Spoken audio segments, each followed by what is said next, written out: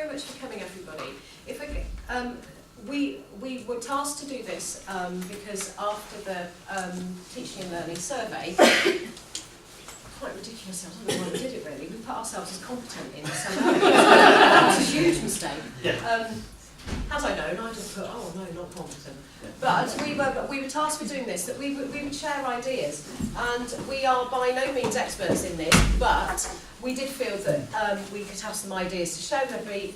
And what we wanted to do was, we called it Planning, a Guide to Simplifying the Teacher's Life. So various things, and we were asked to share a session on planning and how you work around the 411. So our group consists of Sue, hello, at the back. Where's Josette gone? She's gone to the listening. we have Sue Clark as well. Hey. Myself, Ruth Dakin, Peter Bratton, Martin, Carlo, and Ali. Where's Ali? And Ali. And Josette's just come back. And when we did our session, we thought what we do is various bits when we came together was things that Pete and I did. We said, oh yeah, that's quite a good idea what you do. So we said, okay, we'll share that. Things that people wanted to share. So we would do little bits with each of you, and then at the end we'd have some group work and things that you wanted to work on. And hopefully you'll get some good ideas from the session. So first of all, me and Pete are going to kick off with what we call a plan of the day and our yearly planner.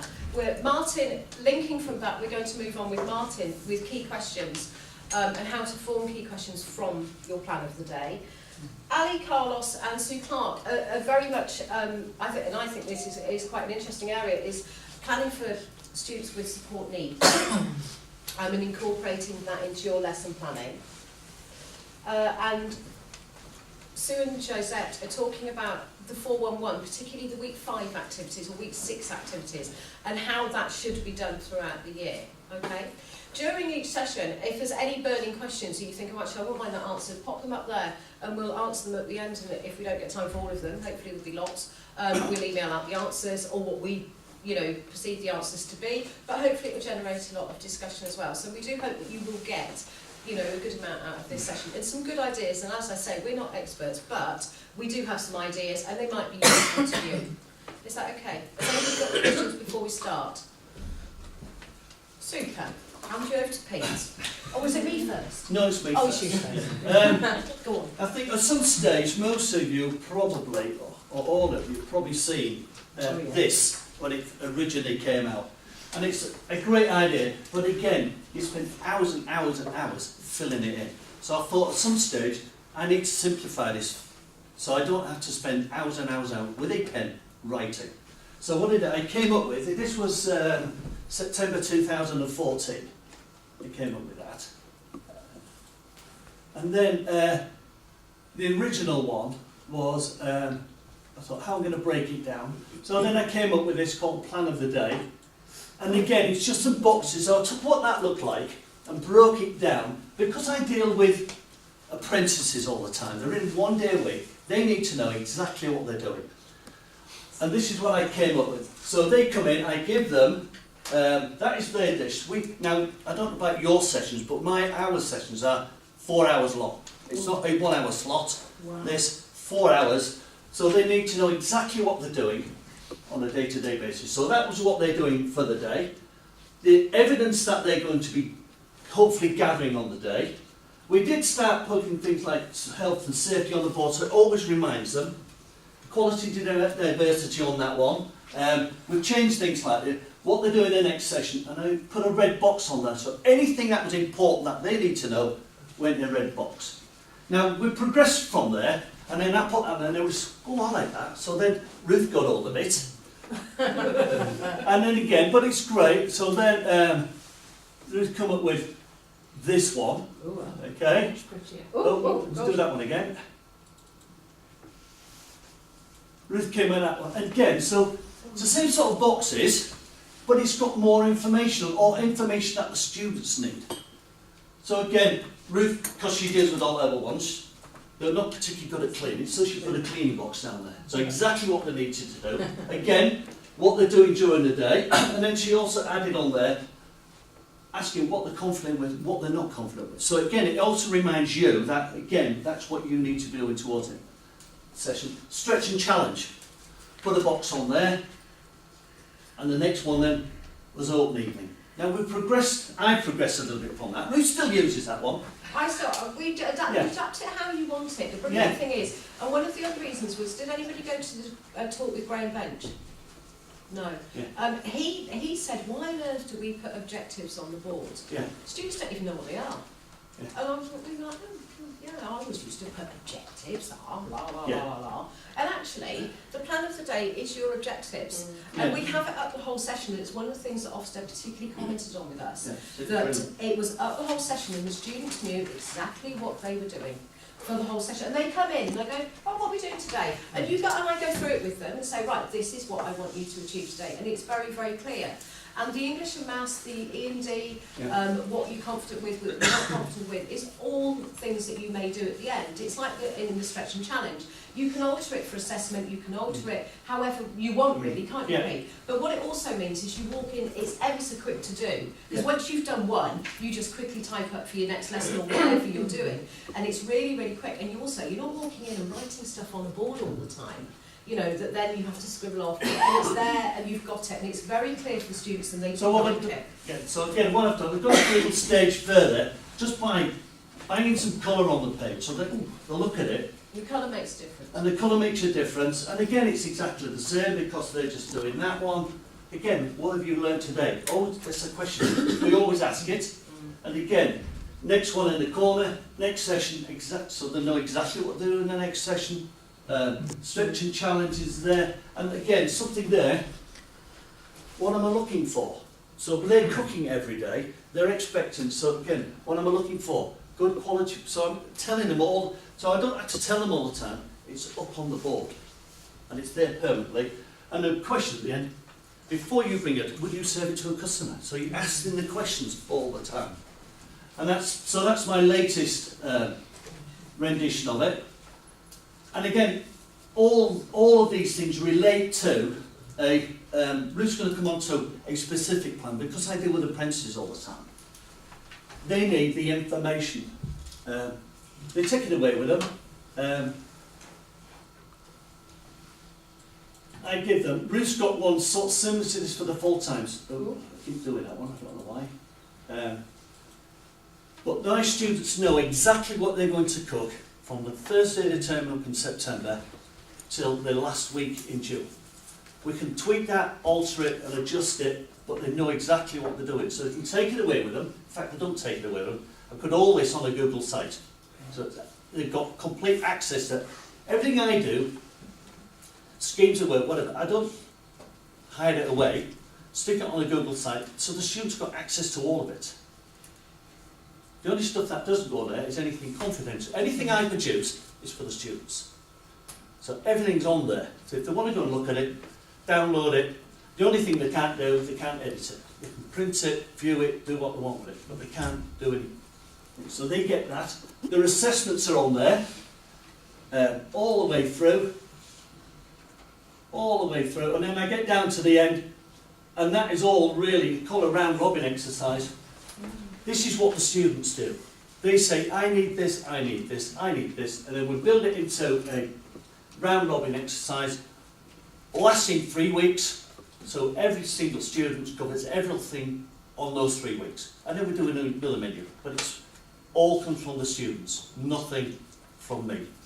So we don't do this in a workplace. Can I do it in college? And the answer is yes. And the other bit of planning which I do, again for students, functionals, not functional, they have a thing called a technical certificate, and for them there are 11 or 12 online tests, and I book these in August. So when they come in September, they know exactly when their test is. So the first one was sources, and in the first year, I didn't bother about resets, so it's automatic building a reset the following week. And that's between November right through till the end of May. So they've got no excuses. That is when your tests are. And they get this in the first week of September. So I've got to book it all with exams. So again, it's not just about being planning. The students can do their planning as well. Part-timers, they're only one day. their holidays are weird and wonderful, not like our full-time students. So they can plan around what they've got to do at college. And again, they get all this is on the Google site or on the Google Drive. And again, anything I create, it goes on there and they have full access to everything that I do that I plan.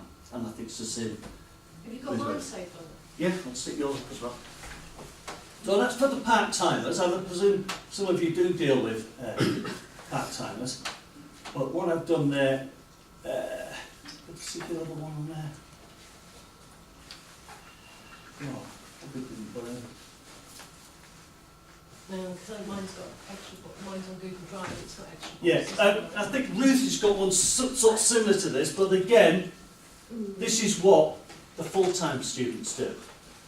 And again, mine's got homework assessments. Yeah, It's also slightly got everything different. else on there. Yeah. But again, It'd be easy all to the find. full-time students Saved it. get, well, Ruth will explain it a little bit more. Yeah. I'm sure all of you do a scheme of work. Well, I do one too. Do I look at it that often? No, not really, because I do a yearly planner, which I find absolutely key. And I keep, in each lesson that I go in, I have a busy teacher's lesson plan, I have my yearly planner, register, whatever, I have a folder of things that I automatically take into the lesson. But the yearly planner is, I have everything on there from what's going to happen in the main session, to when the assessment's going to take place, to what they're going to do in their learning zone session, to homework that it will link to, what they're doing their next session for the entire year. Yeah. And I'm not saying that that won't change, because it is a working document and I scribble all over it, and it might be, do you know what, that didn't work so well for that group, but so I'm going to change it slightly for that one, or, oh, we've got a little week there, what are we going to plan in that week there? We give the week before Christmas, I said to the students, do you know what do you want to do? We'll make gingerbread houses. I said, okay then. So we did. Now, Ruth, So we did. We have a lot, there's flexibility like that, but the yearly planner is a really, really useful tool, and I actually find it far more useful than a very, very lengthy scheme of work. Do you as well? which takes you forever to Which write. takes you forever to write, Yeah. but actually you can put questions, you can put anything you like on it, but it does link to everything that you do. I thought mine was saved on your stick, Pete, because it might have looked Can I mine ask is you a question? Have you Yeah. got templates for your plan of the day? We have the plan of the day, I'll yeah. email everybody Yeah. everything, Yeah, whatever they want. because Yeah. I think, Yeah. listening, I think the plan of the day, I Yeah. think the yearly plan is great, because I Yeah. find scheme of work very lengthy. Yeah. But the plan of the day, I think The is plan of the something day, yeah, that's definitely. really important, so the learners can always reference back where they were. So if you, you'll get a chance to maybe have a go if you want to have a look at that and I printed try some and copies sketch off, that. so some We've got Brilliant. some blank templates to do at the end where you can think of one of your lessons that you do and actually Great. how could this work in to doing it as a plan of the day.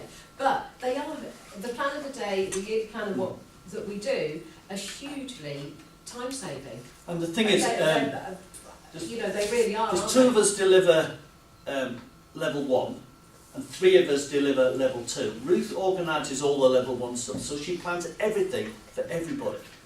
And I do the level 2 full time, and I plan everything for everybody. So Ruth doesn't have to do any work on it, I just send it around.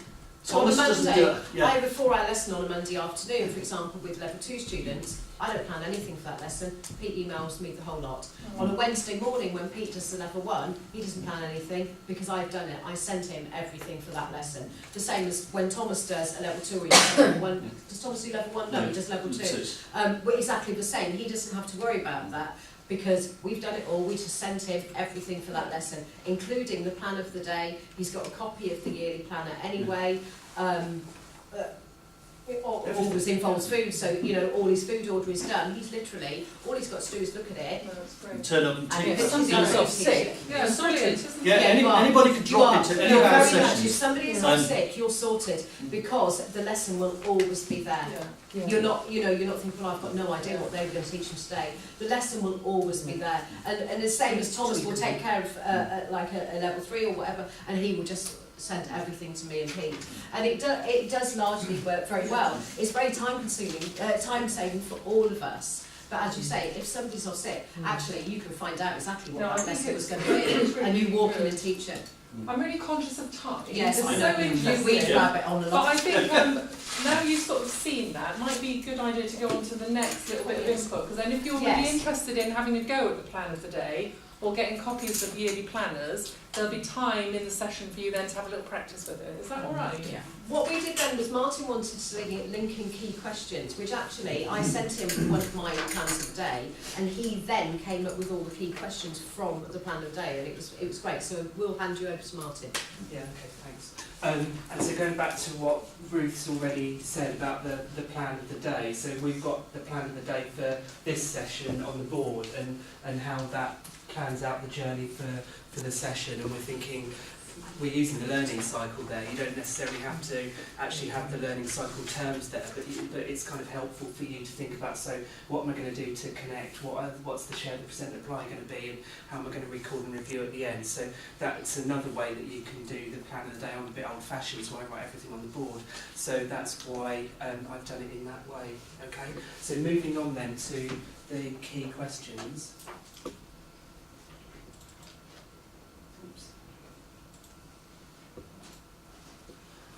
So just a quick show of hands up who's seen those kinds of words before for writing objectives.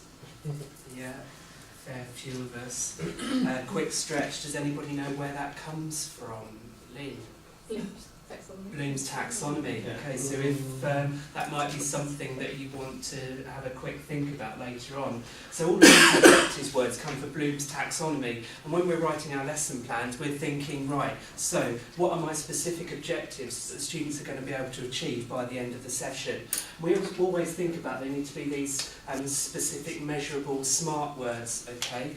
But actually, when we write these for our students, do they really know what those objective words actually mean? Because sometimes we don't know what that means really. We have to really sit and think about what that's actually going to ask the students to do or to perform by the end of the session, okay? So one thing that we can do is that we can turn those round into questions. So if we've got an objective that we set with our students, we can evaluate the use of key questions as a way of sharing lesson objectives. We can flip that round into a key question. What are the strengths and weaknesses of using key questions? Okay, so we're taking the idea of what the evaluate is actually meaning, but we're switching it round into a key question. And those key questions are much easier for the students to understand than giving them a list of objectives at the beginning of the session. Okay. And so once we've got our key questions, we can have those as our share part of our learning cycle, but we can also then have those as our record and review at the end. So we're going back to those key questions that we've showed them at the beginning of the session, and we can go back and record and review at the end. And we might do that through a quiz, it might be through peer testing and sharing ideas with each other. Okay. So as Ruth said, she sent me a plan of the day, and I put that plan of the day into key questions. So she's broken her plan of the day down into the things that the level 1 group were to do, the things that the level 2 group were to do. And within the level 1 group, she had some stretch objectives in. So we've put those down as some stretch key questions. Okay?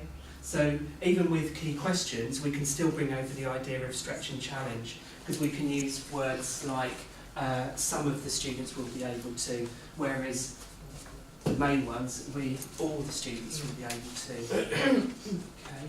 And we can still differentiate it because we can talk about the different levels of our students. Okay? And I think turning them around into key questions again is just very, very clear for the students. They know where things are heading, they know what they're going to be expected to do by the end of the session.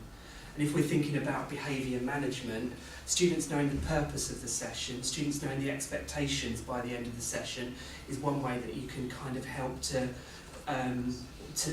manage the students. They know exactly what the purpose of their lesson is. So some of that low-level disruption, don't know what I'm doing, don't know why I'm here, we can use our key questions to help us with that. And we can go back to those key questions at different points in the session. If you answer any of those yet, which ones can you already do? And it can be quite a motivating thing that we can do. Okay. And then the last thing that I just want to say is, why do we use key questions? So as I said before, we can use it as our recall and review. the direction of the lesson and expectations of the lesson. It helps the students see that right from the word go. We talked a little bit about the differentiation. You can also think about it as those must, should, could. I know a lot of you use the must, should, could when you're thinking about what your students are going to be able to do by the end. So we can incorporate that in. All students must be able to answer these questions. Some of you should be able to. Some of you could be able to. All right. And if you're teaching on BTECs or past merit distinction, have a think about how you might set your key questions about what the past merit distinction criteria are asking the students to do. So if in a P criteria they're asking them to identify something, what might the key question be that links to that? If they're at the distinction level and they're being asked to describe and evaluate something, what are the key questions going to be for that? Because even with that we can think about that in our planning and how we're going to make sure that the session direction and content is going to match what they need to do. Okay, and I'm going to work with Ruth and Peter later on for any other kind of planning questions that you might have. I quite liked it that you linked it prior, so that with the plan of the day, then you've already got some questions there, key questions that you're going to be asking, as well as the ones that you're likely to come up during the lesson anyway. Yeah. Yeah. Yeah. Okay. All right.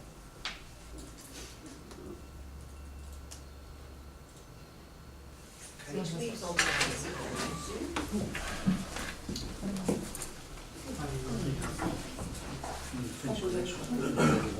yeah.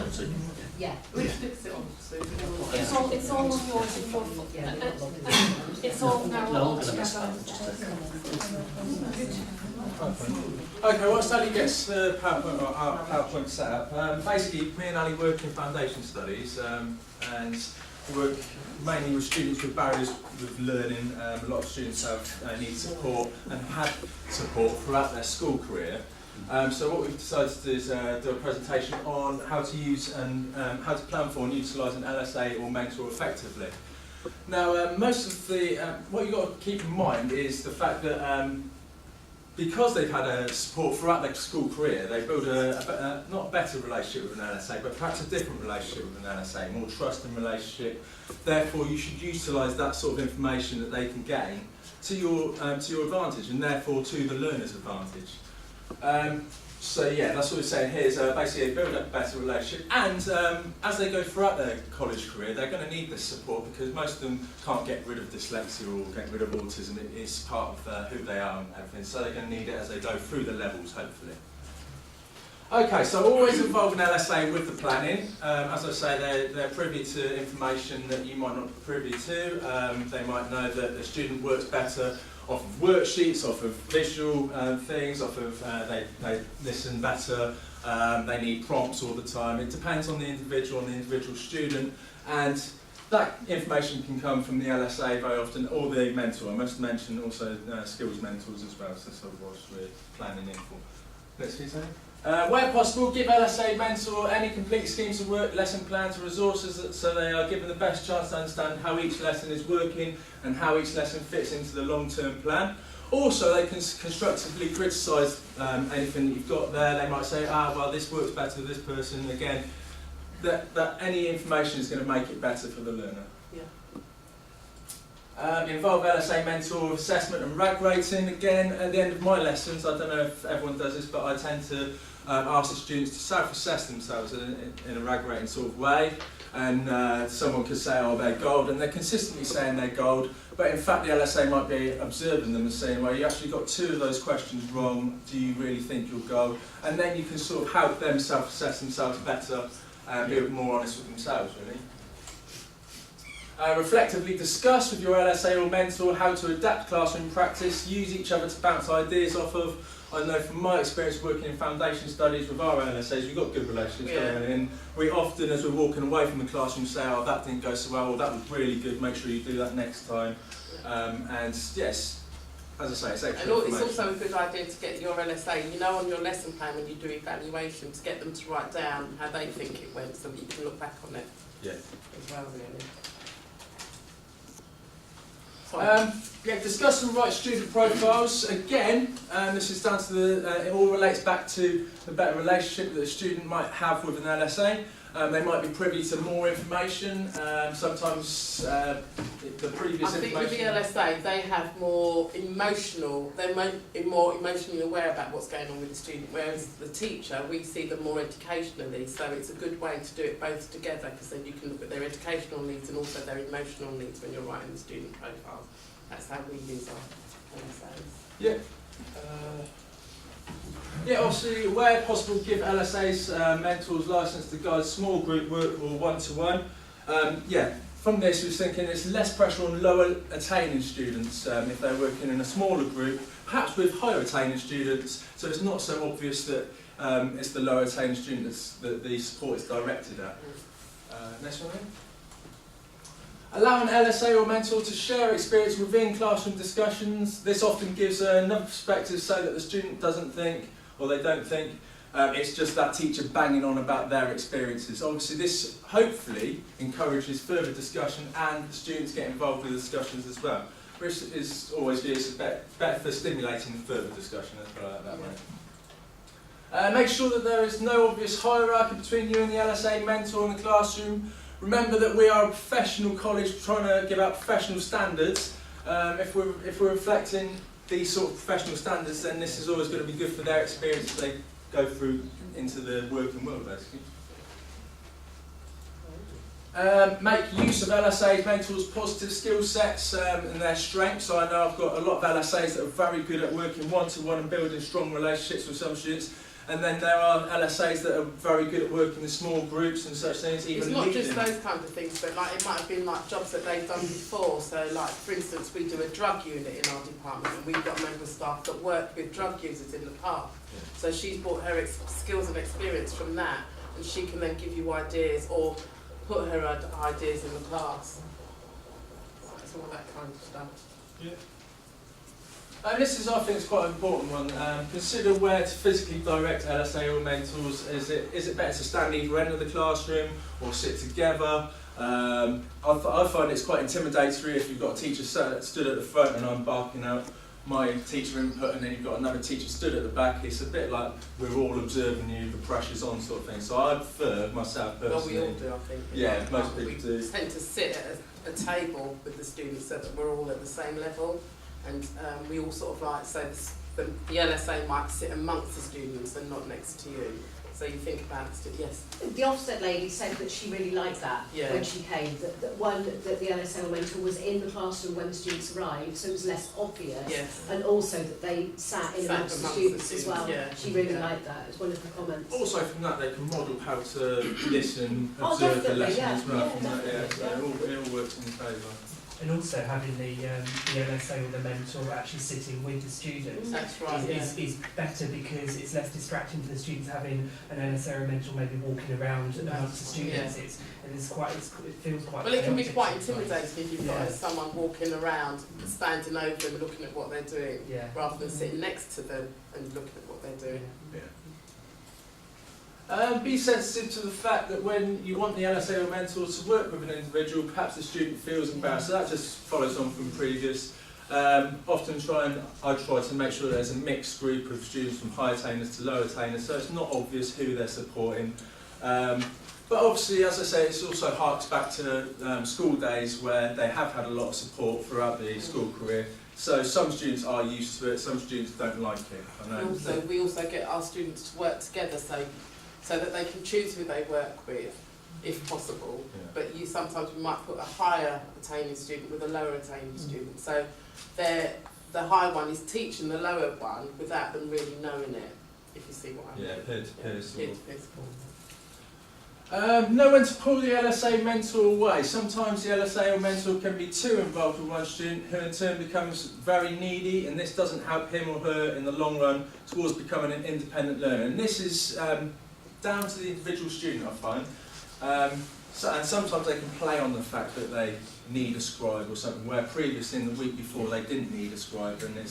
So it's about the individual being observant, also speaking to your LSA about, well, do you think he needed that support during the teaching input, or perhaps we pull it out whilst you're doing the activity. So be sensitive to that sort of thing. Just think about it as you go along the year.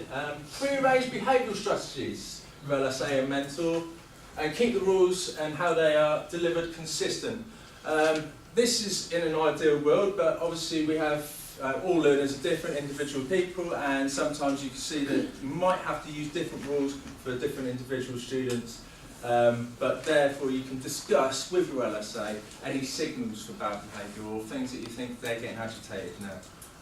And we also said we'd like to deal with behavioural issues outside of the classroom as opposed to causing confrontation and negative attention during the lesson. And I think that's the end of our presentation. I think. So now it's one to Sue. Okay, we've used two terms,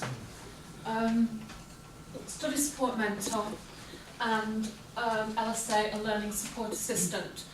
Because for those of out of foundation, your mentor or LSA is going to come from study support.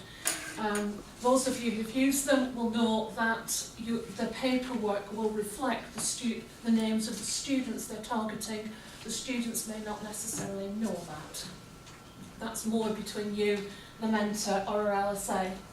The mentors are there, they have slightly different roles, and that's worth clarifying. An LSA is pastoral support. They have a group of students that they are supporting not only in the classroom, but out of the classroom. And particularly with, if it's necessary, physical difficulties, that at the moment we don't have anybody who needs that, but behaviour or emotional issues, and that's their role. Whereas the study support mentor is more academic and will be in functional skills, English or maths in the classroom, and will be there to support the students and also sometimes support the students out of the classroom. We find the timetable such that right at the beginning of the year it's all in the classroom, by the end of the year it's small groups out, but that facility is there, and I thought it was just worth clarifying. But when you, I've never had somebody doing this before. When you plan, I think there's two aspects to planning. There's the planning where you sit down and you write your the charts and the plan for the year and all that kind of thing. The other thing is the routine, where you get yourself, where I get myself into good habits. Then I don't have to think about it. So really, for students with barriers, it's about good habits, not necessarily about every lesson now. Have I got this bit? Have I got to do this? Have I got to do the other? Okay, so the examples we're talking about is, we all know, dyslexia is a very broad term. You will find in anything, any information you get from us, we try not to use it too much because it is too broad. We also have students who English isn't a first language. But you can also have students just have short-term memory problems. Very difficult, because at the end of the lesson they can't remember what they've learned. Or when their next assignment's due. We have students with sensory impairment. If you have help in the classroom for somebody from the sensory impairment team, they will be working with very specific students. They're not there for general support. A physical impairment. Some students have emotional challenges. There's the unseen, the medical, and an account of the autism, the people on the autism spectrum, just so you're aware of what we're talking about. So just some hints, handouts, keep them simple. You can all read, I'm not going to read it all. Just keep them simple. My advice is, if your handouts are the quality that you want the students to produce when they give you anything, model it. No page clutter. Yeah. Same with PowerPoints. For example, can't read that word. Just as an example, just keeping it simple. I think the other thing is handouts and PowerPoints, if they're available on Google Drive, on Moodle. Students can access them before the lesson, and in support we do try and encourage students to do that. They can come with prepared, so particularly if somebody has memory problems, they can come prepared and actually just, it's the second time round for them and it's not as stressful. A glossary, it doesn't have to have meanings.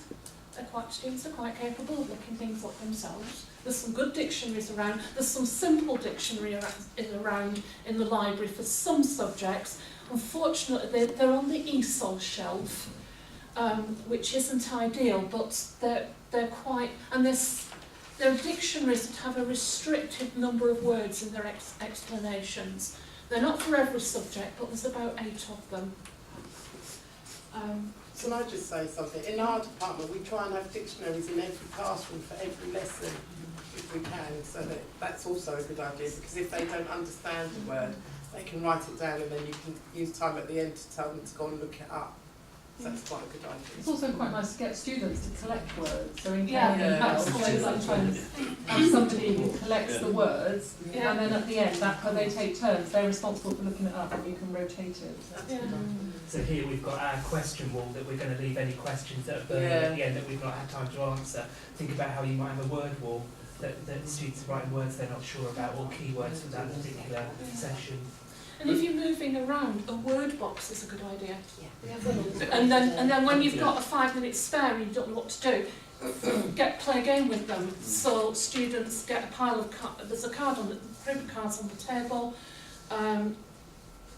Take it in turns, pick it up, define the word. Everybody else has got to guess it.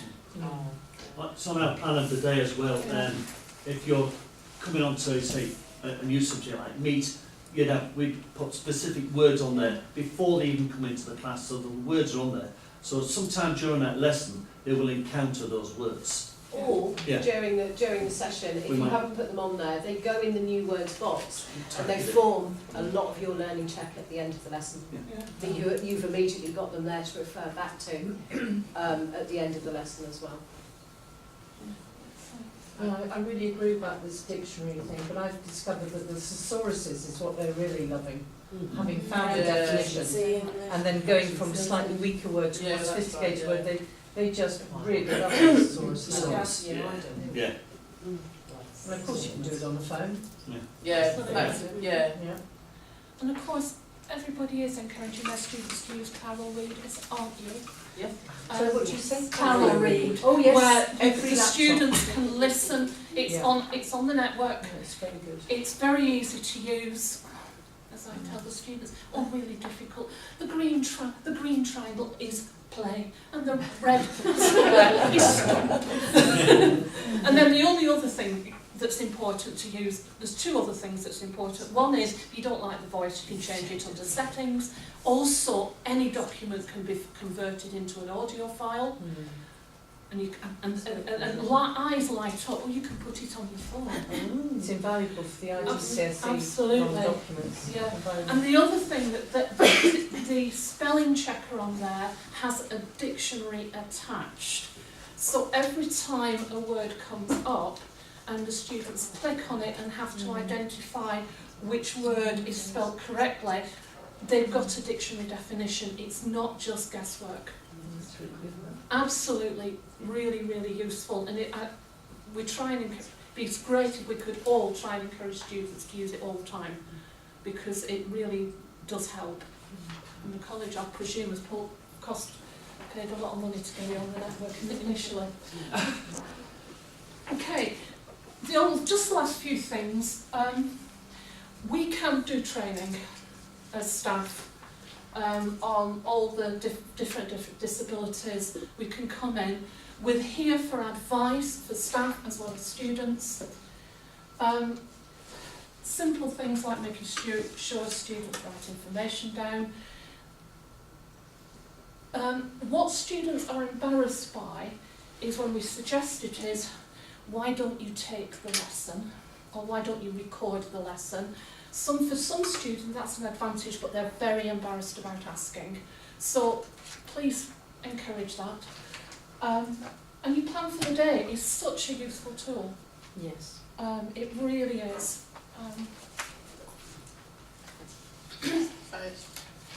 Just a summary of things that are important. And this is what I used to say to students a lot. Barriers are great. They're there. You can't shift them so often. There's two things you can do. You can either smash it down, you can climb over it, which is hard work, and sometimes it's too high, it's too tough. What you have to do is go around it. So that's what strategies are about, and they can do that. What I have brought is various bits of information. Those of you who know me know that my specialism within support is language. Lynn is one of our dyslexia specialists. So you've got us here. And what I have done is simplified the minimum requirements, which have been around for a long time for courses, which are recommendations. Because there's one of the examining board have changed how they report things back. So I've got some copies of that and the different English language exams. But also I've brought some of our leaflets that we've got for study support drop-ins.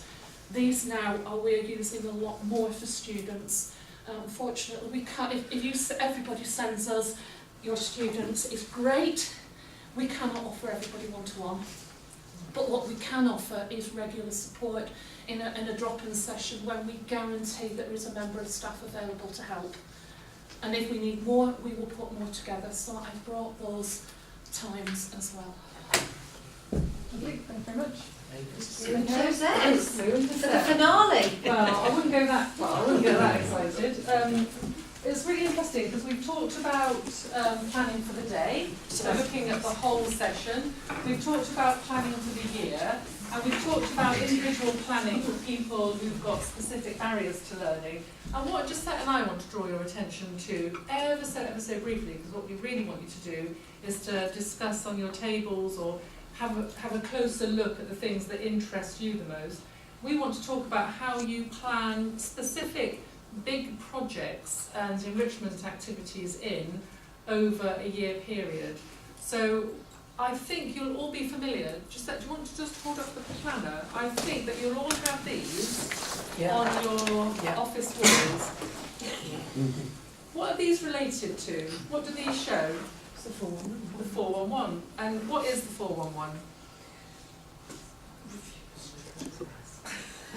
What is it? I've never used it. I'm going to ask sport. What is 411?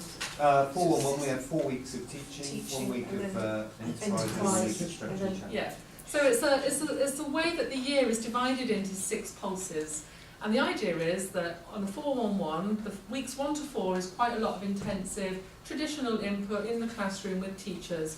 Week 5 is where we introduce, all teaching and learning activity culminates in an enterprise activity. Enterprise isn't just business, it's not about setting up a business and selling something. Enterprise is about doing something radically different and hopefully increasingly collaboratively and together. And then week 6 is where students get the opportunity to review their work, to actually do upgrades, have a one-to-one tutorial, stretch themselves, etc. And what we are finding is that those areas that are planning big enrichment and big project activities in their week 5s using the planner are really engaging learners more. Students quite like that at the end of week 4, the beginning of week 5, the work they've done culminates in an activity. So English have done it, students did a load of work on The Woman in Black, and then they went to the cinema to see The Woman in Black. Sports did some work with caring and health, where students were doing around sort of healthy lifestyle, and it culminated with some of the sports students delivering fitness training and testing to some of the caring and health students. And the students were able to work together. And what we would like to do is to draw your attention to the fact that it's actually a really smart way of working, but you need to plan it in advance. So we've brought some templates and some ideas for you about how you can look at the courses that you teach on and how you can use that structure to actually plan in some major projects for next academic year or for the remaining year, but actually if you do it smartly and you do it at set times using those pulses, that you can actually enable students to collaborate a little more. So that really is that's what we've brought to the table really, isn't it, just the idea that you can plan collaboratively, smartly, giving the students a better opportunity and a greater experience, but actually creating less work for yourselves, because you can then, like Ruth and Pete said, help each other out by exchanging projects and planning. So that's all we've got to say about it. If you're interested in doing that, then come and join us at that table and we'll give you some ideas that other areas have used, and you can have a go at trying to plan some stuff in. That was it.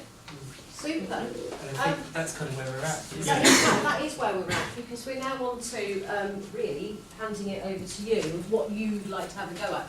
We've got some blank templates and plan of the days as well, so really it's exactly what you want to do from this stage on, or ask us any questions that we can carry on from there, but we do hope you found it useful what we've come with. Yeah, we've also got some blank busy lesson plans, so how you can fit your LSAs in with that. So we've done a lesson plan and then you work out how to fit your LSA in. So there's lots of things that you can have a go at, or just adapt it to you. Have a go at. What time are we on now? 1:15. Oh right, okay, so we've got a little bit of time. We've got about half an hour.